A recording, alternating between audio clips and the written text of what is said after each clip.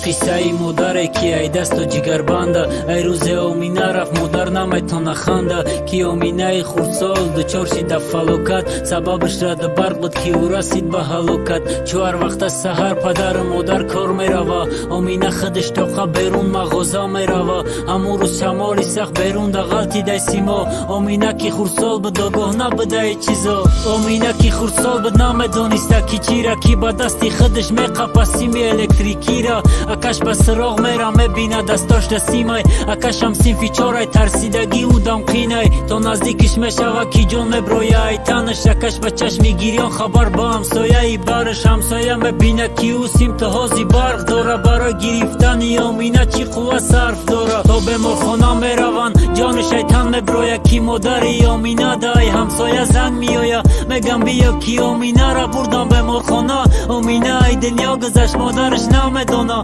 مادر را به صد بهانه میارن تا خانه را کیه پشتی مادر میارن مرده ای امینه را دیده مرده فرزنده آهی به سر میکشه نبودن امینه در خانه تنگ میکنه نفسه مرگی امینه ای خردسال چی رنج به مادر شد جگربند ای دست داد مادر چی عذابا کشید کفن تنه او را مادر تیار کرد به دستش نبودن امینه مادر یک چی شکستش کودکی 5 ساله چی دیده بوده گهی دنیا کی نبودن او به مادر شده روزی سیاه به تقدیر الهی تن داد مادری بیچاره دردای داشتنش خودش تا الله میدونه صبر جمیل میخوام مادر ارزنده بهشتی تا امروز به دردی جگربندی خودت مادر ششتی مادر تا درد نبینی کی دوری امینه درد میدونم شما در گرمی زندگی مثلی سرده مادر جان خنده که تو غمی دنیا پیر نکند کم ترک شاد باش تا کی غمو اسیر نکند به امتحان دنیا ما مومینا صبر داریم با الله امید داریم گرچه